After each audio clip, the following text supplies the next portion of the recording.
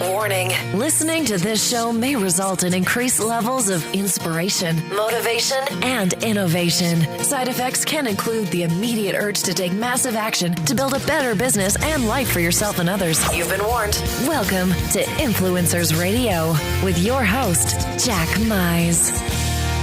And welcome back to another episode of Influencers Radio. Today, we're going to be talking about the art and science of sales and marketing. You know, as consumers, we tend to see the art of marketing and sales, right? We see TV commercials, we see the online ads, the well-crafted specials in our emails. But the fact is, behind the art is the science. And I think everybody knows, even though we don't think about it, that just about every successful marketing campaign is constructed on the backbone of data.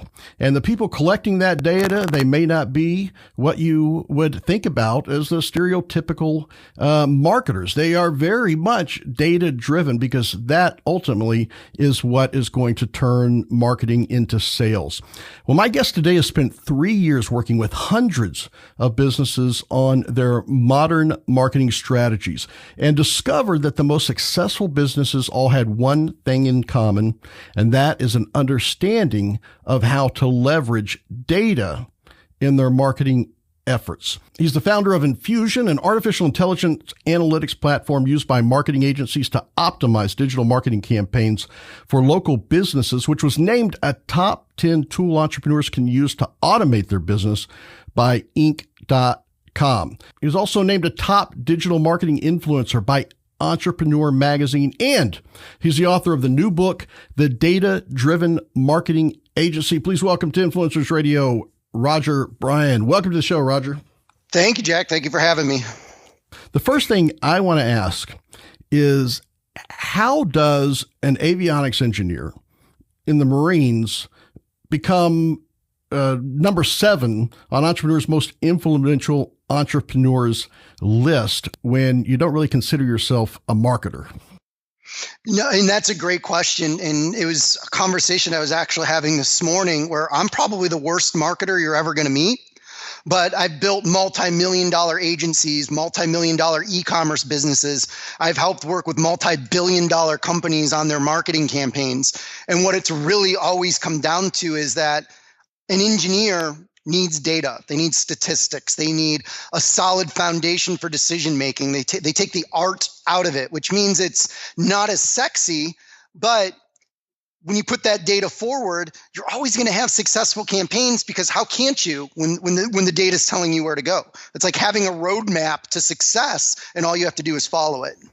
You know, that's interesting you say taking the art out of it, because I think most people, when they see a marketing campaign, so they go, "Oh, that was really cool." Probably cool isn't in the vernacular of the data guys, right? They don't care if it's cool or not. The numbers have to prove it out, right? Absolutely. I think one of the things that I've been saying for about a year now is 5 years from now, 80% of marketers are going to be out of business. Now, that still means that 20% of them will be around. And to me, those are the copywriters and those are the graphics people. Like we're not going to get away from them for at least another 10 or 20 years. But if you're not a brilliant copywriter, or you're not an amazing graphic design artist, you better start learning data if you still want to have a job 5 years from now. And unfortunately, my stick figures really aren't going to sell. And the way that I write copy isn't going to get me there either. So I needed to learn data, and that's what kind of led to this platform. Well, let's talk about that. Your book, The Data-Driven Marketing Agency, is built around these 5 phases of data-driven marketing. And these aren't things that you pulled out of the air. This is based on CMO.com phases of data-driven marketing. So what are the 5 phases? Yeah, it's important to understand these are industry accepted standards for the data-driven marketing side of the world.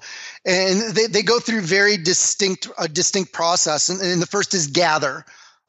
Understanding is second. Then decision and automation is third. Execution is fourth. and then test and learn is fifth. And if you think about it from a marketing campaign perspective, you're probably already doing a lot of this as a marketer. You just don't have the fundamentals laid out to be doing it in the best possible manner, nor do you have the ability or understanding right now of how much data is just an inch away from your fingertips that you could be taking advantage of. It's all sitting there waiting for you to use, for you to leverage. We're just trying to make it easier for you to get access to it. Well, let's start with that, because that's the one thing that you're really good at is taking it all the way through from that first phase to the last phase, because I think there's some people that may be good at individual phases, but maybe not so good at others. And it seems like without all of them kind of working together, it just kind of falls apart. So if we start with one, gather, that seems to be something that people do, even if they don't try. Sometimes they gather a lot of data, and sometimes that data, they don't know what to do with it, right? It's like drinking from a fire hose, using the old analogy there. So when you're gathering data, I guess it's important not to just to do a big arm rake of everything. Is there a systematic way to make sure that you're gathering the right data? It's interesting because the fire hose isn't a bad thing once it's focused. So a good example is that we were working with an agency 2 weeks ago on a campaign, and you asked the question of a marketer, like, how many different things do you think that you could do right now with this client website in order to improve performance? And you'll typically get an answer like, well, there's 3 things that I'm going to do this month, and there's maybe 10 things that I have on the list.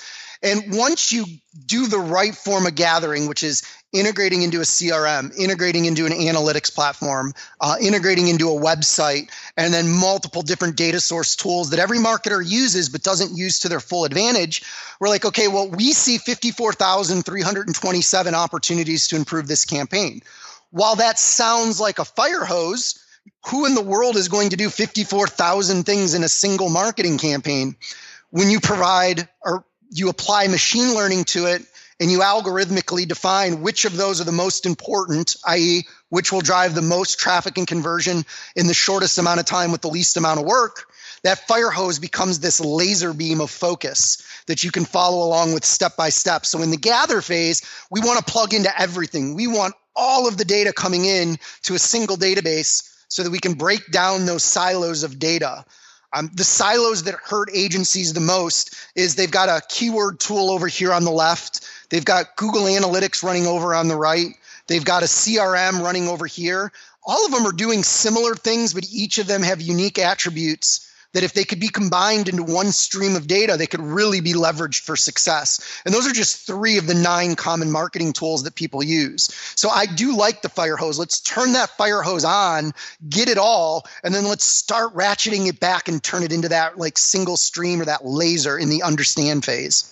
What are some examples of the type of data that you're talking about? Because I think some people, when they think gather data for marketing, is it what's commonly thought traditionally in marketing is demographics? Is it what is it that you're gathering, and who is it that you're gathering this from and learning about?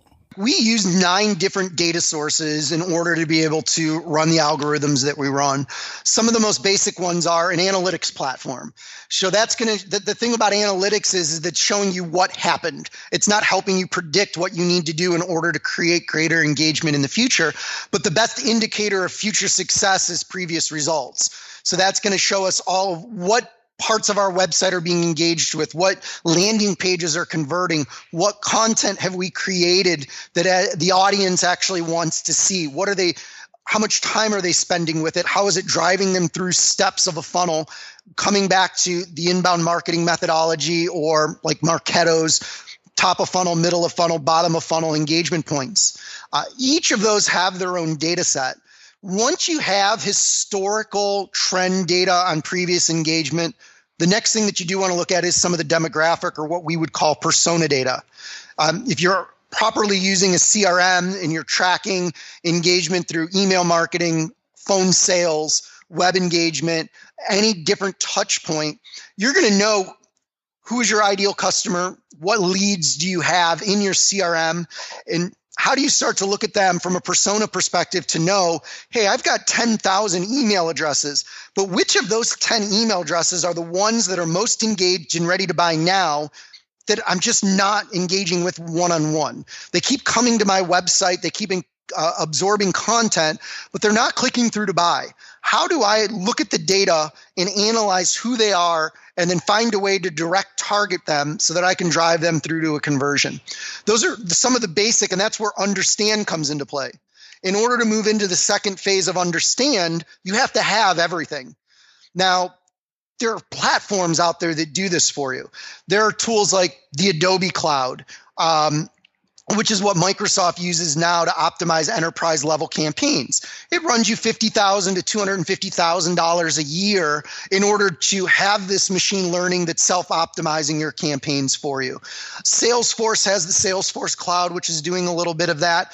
So there are some of these huge enterprise tools out there that can help you do that. What we're trying to do is go into the SMB space and help small and mid-sized businesses understand their data better. It's something that couldn't be done 3 years ago. It was cost prohibitive to analyze billions of rows of data in seconds in order to make strategic decisions. So that's how we get into that understand and then move into the decide phase. Well, and this has got to be a huge leap for small businesses, because when you talk about just a few short years ago, even some fairly sophisticated small and local businesses, their data gathering was a clipboard on the counter. Put your email address down. And they've since, obviously, with the help of a lot of agencies, been gathering a lot more of this data. But definitely it's the understanding part. When you're looking at the data and seeing who's going where and what's converting and what landing pages are doing the best, that sometimes is difficult for people to be able to look at the data and determine that. Is there a way that, these platforms like an Enfusen organizes that in a way that's easy to understand? Absolutely. So if we start at the beginning, we turned on that fire hose, we want all the data. Then we started to understand the data, and in that process, we start to set KPIs or key performance indicators and what elements of our data influence those goals. An example of a KPI for an organization may be that we want to double the amount of organic traffic that we're getting to a specific line of product, and that we want 3% of those to convert into buyers. Okay, we have the metrics, let's plug them into the system. Then that becomes that laser. Now we only need to look at the pieces that influence those goals. And now we decide and we automate the process of analyzing that data. A good analogy is that if you sat 10 professional marketers down in front of the exact same set of analytical data, all 10 of them are going to come up with a different strategy, a different go-to-market strategy, a different campaign strategy. Now, all 10 of them in part are going to be right. All 10 of them in part are going to be wrong. The reason that doesn't work anymore is because in most cases, agencies or even large-scale organizations that have marketers, they don't even get 10 eyeballs. They get 1, maybe 2 at best. So they're missing all of these opportunities in order to increase traffic and conversion. What we've done over the last 3 years is we've worked with, I think it's about 270 businesses. We've analyzed 500,000 different landing pages, and we're pulling well over 1 billion data points a day, so that we have problematically analyzed all of the different opportunities and figured out what they mean once implemented to a campaign. I joke, our platform is probably 10% efficient right now at making recommendations on how to self-optimize a campaign. But we're 11% ahead of our competition because not a lot of people are even trying to do this.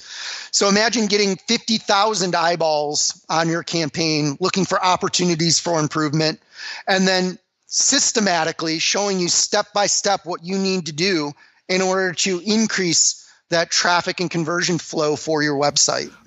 And so that's a huge opportunity, and you're definitely right. Something that hasn't been available or has been beyond the reach of a lot of small businesses, local businesses.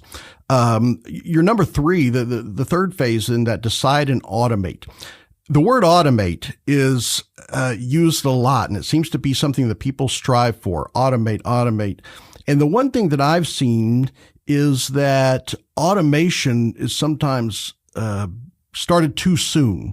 And I see a lot of people automating broken processes or not existent processes or processes that haven't been proven. At what point do you set that automation? That's a great question, because it is a combination of strategy and technology in order to do it correctly. So if you go back to 3 years ago, when we had an algorithm that was doing a small part of what it does today, and I can remember standing there pitching a team from Microsoft corporate accounts on this idea that we can automate campaign development from a digital marketing perspective. And we set out on a 2-year research program with them, which is actually the foundation for the book, is what did we learn over those 2 years? In the first iteration of what we did with Microsoft and Microsoft partners, it was, okay, we have a campaign strategy. Let's implement it 10 times for 10 different people and see what the end result was, and then figure out how we can better optimize that campaign. We did that for 6 months. We came back with some learnings, but the number one thing that we learned early on in that was that if you don't start where the customer is, you can't get everybody to the same point, meaning everyone is at a different stage in their level of sophistication from a marketing and sales perspective. So a templated campaign, which is what most organizations do or what most agencies do, really doesn't work efficiently, because 10 different organizations could be at 10 different levels of sophistication. They might understand 10% over here, 80% over there. But if you try to push them down that same rabbit hole all at the same time, you're never going to get there. So then we had to go back and we had to start looking, okay, how do we figure out where a company is so we can make the right recommendations on what they need to do next? That's where we went through and talked to 700 businesses. We ran assessments on about 211 different companies. I say about, I'm an engineer, I know the number. And through those assessments, we analyzed 81 different levels of sophistication or 81 different points of sophistication and set a baseline. Now that we had the 6-month test of implementing a campaign, 12 months of research on how do we determine where someone is in the level of sophistication and capability. Then we spent another 6 months re-implementing that campaign, but this time doing it strategically based on where a person was and where they wanted to go. This entire time, we were building a data set of every single thing we did, going all the way back to Excel spreadsheets through to the first iteration of basic recommendations on where they're at and where they want to go, to the point that we're at today now, where we actually have an algorithmic bot called OptimizeBot that is self-optimizing every individual organization's campaign. OptimizeBot goes out and looks at all of your competition, everything that they're doing, all of your keyword strategies, content strategies, site configuration, brand positioning and awareness, citation management. He pulls all of that data into a single stream of data and then starts to build predictions on the things that you need to implement in order to improve traffic and conversion. And as you start implementing one by one these recommendations, he looks at, or she, and he could be asexual, whatever you want to call him or her. It always makes me think of that movie, Her. Sorry, my brain went off on a tangent, like squirrel, ADD. And starts looking at these things, and it says, okay, you did this, here was the result. Now let's update all of these recommendations so that every week you're getting a fresh set of recommendations on what you need to do. And as you submit those, algorithmically, OptimizeBot is looking at, okay, what was the end result of this today, tomorrow, a week from now, 30 days from now, and is self-optimizing the campaigns. We set a record with a website last month with that 54,327 different recommendations that we had algorithmically defined for them. And while that is an overwhelm, we're only going to show you 4 of those. These are the 4 that you need to do today, and then we're going to bring up new ones right behind that. And as we continue to do this and we expand, January 1st, we had only analyzed 270,000 landing pages. Now we're up over 500,000 just 3.5 months later. Those numbers keep getting bigger, and as they get bigger, we get more accurate.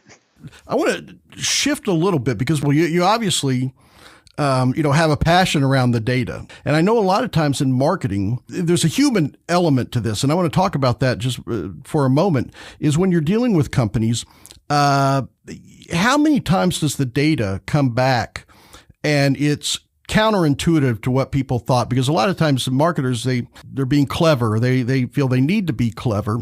And obviously there's been times that I can think of. A good example is how the ugly landing page, well outperformed the pretty beautiful landing page. Do you see any conflict occur sometimes within companies when, well, yes, we see how the numbers prove out, but I like this one better? Oh, absolutely. And that's why 20% of marketers will still have jobs 5 years from now, because there is still some interpretation. What Optimized Bot or what any machine learning analytics platform can tell you is that this is performing better than that. You need to improve this element. We look at every page from 91 different dynamics. And as you improve each of those dynamics, you start to drive your ability to have more organic traffic, to increase time on site, to increase throughput to the next stage of your funnel. But there still is that 20% of creativity that's on there. And I think your ugly landing page is a perfect example. As marketers, as someone who ran a multi-million-dollar agency, you are always fighting with someone that, I want to do this because it looks pretty, or I want this. And we've always tried to drive people back to, okay, how does the data support the decision that you're making? The data isn't there to tell you 100% of the time that you have to do this. It can be there to support other decisions that you want to make. Should this be green or should this be red? Those are different things that machine learning hasn't necessarily caught up with yet, that the human element is still a major part of.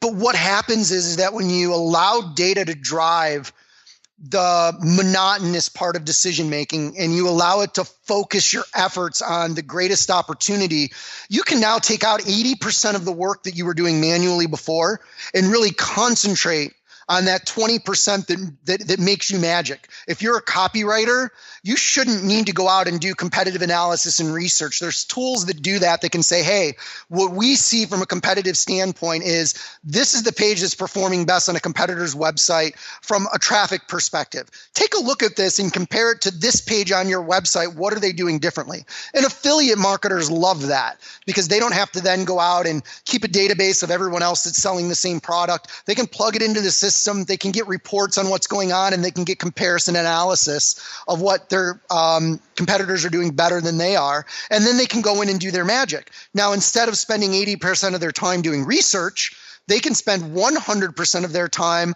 optimizing copy and content for conversion. And I guess that's where the artificial intelligence piece comes in. And like you said, why 20% of the marketers will still be in demand. So when the analytics go in and say, hey, this landing page is performing better than this landing page, how deeply does it go into, and here's why? Or is that something that it takes a human element to analyze that and figure out why it's performing better? Every page that we look at as of today, we look at 91 different metrics on each and every page of every site that we have in our system. With the rollout of our performance-based metrics engine, that's going to expand to 123 metrics. So really what it's going to do is the human eye is not capable of looking at 123 different things on 1,000 different pages on a website. It's not possible. So what our system is going to do is it's going to say that, hey, look at this page, and maybe look at these 3 things on this page that you could do to improve performance. And then once it's done, it's going to send that back into the system. And maybe it'll repopulate the same page and say, hey, here's 2 more. Or maybe it'll go on to the next page and say, hey, here's opportunities with that page. Because this algorithm is running 24 hours a day, 7 days a week, as you complete one thing, it's going to find the next thing for you to be looking at. So the human element's still there. Instead of the human trying to figure out where to look and what to do, the system's going to tell you, look at this, do this, and potentially there's more opportunity beyond that. And I firmly believe 5 years from now that you'll be able to plug your websites directly into tools like this, and you won't think about most of this. It'll self-optimize opportunities for you. And that really gets me excited. It also gets me a little scared. So I guess what you said right now is it doesn't necessarily replace the smart marketer, but it significantly reduces the guesswork for the smart marketer. Oh, I love that word, smart marketer. I think one of our really good friends who runs smartmarketer.com really emphasizes this, is that you can now take an average marketer and make them smart with tools like this. You can take a smart marketer and they become MFing geniuses with this, because they stop wasting their time on the research and they start focusing in on what makes them that genius, that copy, that graphic, that offer. They can optimize those for performance without having to worry about all of the minute details that are self-populated for them, that they can take an intern or they can take an entry-level marketer that can go in and do all of these things for a fraction of the cost that it used to take a smart marketer to find these problems and then fix them. Well, I think that takes us to phase 4, which I think the first 3 phases ultimately significantly reduce the time and efficiency to get to 4, which is execute, because that's where you start proving a lot of this stuff out.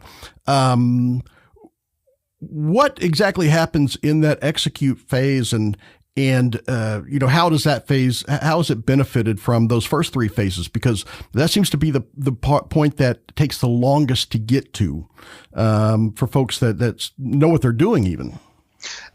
Absolutely. And by the time you get to execute, 80% of the work is already done. And most marketers start at execute. They look at a site and they're like, oh, I'm going to change this, or I'm going to go change that, or I'm going to run this strategy. And then they have to sit back and they have to wait for the results to see if it worked. Now, flip that on its head and say, hey, we've already analyzed everything. Here's exactly what you need to do. And it's proven to work because it's been analyzed 500,000 times before, and it makes execution easier. This is where we made a shift in our business July of last year, is that I will admit, this is some complicated stuff. It is some technical stuff. And it was a little bit too much for end users, meaning actual businesses who didn't have full-blown marketing staffs. So what we did is we went out and partnered with some of the top digital marketing agencies, and we're like, hey, give us an opportunity to use our platform to self-optimize your campaigns that you're implementing, and let's see if they get any better. And it took a little bit of time to get some buy-in, but now the companies that did that last October, November, and December have seen 50% increases in throughput on their campaigns, and they won't run a campaign without it. So what we've done is we've built out a network of agencies that can execute these data-driven campaigns for organizations quickly and efficiently, with near 100% success rates. And that's really been a big part of the success of data-driven marketing in general, is finding who can do it right and who can do it quickly. So while in the book, we do go through the execution phase, the implementation phase, how to measure your key performance indicators and what some of the influences are on each of those metrics and how to adapt to it, we build our platform, and now we white label it to agencies who then implement the campaigns for organizations. So you take a combination of all this amazing data, that laser focus, the decision on what exactly to do based on the recommendations, and the execution of a professional marketing team, and the results are just phenomenal once you put all those pieces together.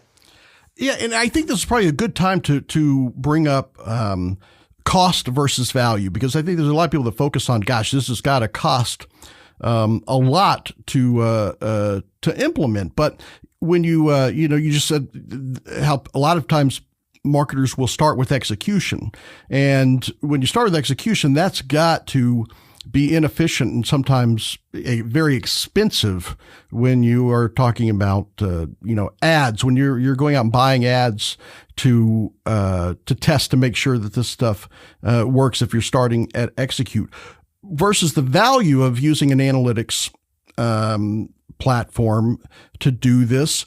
Where do you see an analytics platform coming in to, paying for itself, or really, the value outshining the cost ultimately for a business that's in it for the long term?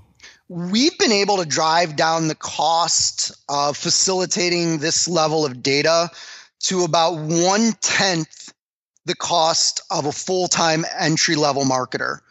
So if you figure that those marketers cost you anywhere between $36,000 to $50,000 a year, depending on the market that you're in, we've been able to drive the cost down to 1/10 of that. So not only are you getting someone, and I'm going to give Optimized Bot kind of a personality in that comment, you're getting someone that's smarter than most marketers already, but then you're getting them at 1/10 the cost of what it would mean to bring that marketer in, as if on day one that hired marketer knew how to do all of this, which they don't. You have 6 to 12 months of training ahead of you once you bring them in. So I couldn't say that 3 years ago. The server costs were more than that 3 years ago. The algorithms didn't exist. It's kind of an arms race right now in artificial intelligence, bots, and machine learning in the marketing space. And it is about driving down costs to make it affordable to everyone while improving performance. So if you can do this for 1/10 the cost of hiring a marketer, and typically within the first 6 months, you're going to get 50% better results than without the tool, the numbers there, you start to get to that 10 and 20x return on investment. And it really becomes easy for any business to go in and implement these strategies. Yeah, that right there, I think is incredible because, any business that does look at the value over cost, I think it's easy to see. It's not even debatable on whether or not to use something like this. Let's jump into the test and learn. That's the fifth phase. So you've done the execution. Now, obviously, it's not set it and forget it, right? There's still more that can be learned, and there's still more that can be tweaked. Is that what happens in this phase? No, absolutely. And this is a big differentiating point between machine learning and just analytics platforms. There's a lot of great tools out there that a lot of marketers use, love them or hate them, the Moz's, the SEM Rushes, the Bright Locals, Places Scouts, and even to some extent, Google Analytics. It's always a picture of where you're at today or what you did in the past. Marketing never stops. You don't implement something that goes on forever. Yes, I understand there's evergreen campaigns, but they still require a level of engagement to continue to drive traffic to them. What makes machine learning different is that fact that it never stops. You've executed, the system is learning, and it's making new recommendations on how to improve what you've just done. It's making recommendations on opportunities to do things that you're not even thinking of. It's looking at what your competitors are doing, and as they make moves, analyzing those moves and reporting them back to you as opportunities. So this is a self-perpetuating model that once implemented will never end. Again, if on day one you can have 53 opportunities for improvement and you spend a year implementing 1,000 of those, you'd be better than most, but you'd still have 52,000 to go. And that doesn't even mean that new ones haven't come up behind that. That can sound overwhelming to some, but when you algorithmically define which things to do now that will create the greatest impact, and you allow it to self-update every week on those high impact items, at first you might look at these things and be like, why in the world do I need to do that? Why do I need to worry about, I've got duplicate content tags. Like, what does it have to do with driving traffic and conversion? And then you fix it and you see a 10% increase in your traffic. And you're like, oh shit, okay. And then the next week it's, you know what? You don't have your Google My Business listing linked to your website with the proper URL. And you're like, why do I need to do that? I do it. Oh, that just sent me 500 new visitors. Systematically, each of those little things lead up to the point where you can now start looking at, my competitor just launched a product that I've never heard of and I don't know anything about, but all of a sudden they've got all of this content, copy, ads, keywords, all of these things they're doing that I would have never known of. But I have a system that's telling me, hey, slap me in the face. Your competitor just launched a product and it's going gangbusters. You might want to check that out and see how it applies to your business and make sure that they're not getting out ahead of you. Those are the types of things that over time you'll never get to without some type of machine learning or artificial intelligence instrument in order to help you get there. A lot of this may seem overwhelming to folks, and you certainly have a mind for this. That's why I want to bring up your book, The Data-Driven Marketing Agency, because I will say that first, I think we need to make it clear that it's not a technical book in a sense. This book does a really good job of explaining the principles behind data-driven marketing rather than, getting too deep with some of this complicated stuff. And I think that's where it all begins. Once you understand the principles, then it's easier to go deeper into understanding how to put all this together. But the checklist that you have in there, you have a 12-step quick start checklist. I want to make sure that folks understand that this is not an overwhelming read. It's a very informative and educational and even entertaining a book that would help anyone that has an interest in understanding this data-driven marketing. So I want to thank you for coming on today and sharing this information. It's definitely putting this type of power into the hands of the small businesses and the local businesses. Absolutely. And I appreciate that on the book. This book is really 2 years of research done with Microsoft Worldwide Corporate Accounts and an articulation of what we went through to learn about organizations, their needs and their pains and their goals, and then a very broad sense of how to help organizations overcome those pains and meet their goals. When you get into the platform and what is done with the data, whether it is with an organization like ours, Enfusen, or with an Adobe Marketing Cloud or a Salesforce Cloud or the Oracle Cloud, you don't have to understand the billions of things that these tools do. But if you can understand the philosophy of a strategic data-driven marketing campaign, you can embrace this technology and allow it to help you. And I really hope that as people take advantage of the book and they read it, that it opens their eyes up to what the opportunities are. Because today, reading a book like this gets you ahead of the competition.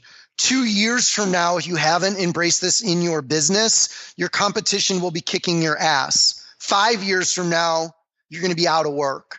So you need to start learning this stuff, whether it's our book, our platform, our competitors' platforms, which I think are brilliant tools, or other books on data-driven marketing, artificial intelligence. You've got to embrace this if you're going to be in this industry, if you're going to be a marketer, if you're going to be doing marketing.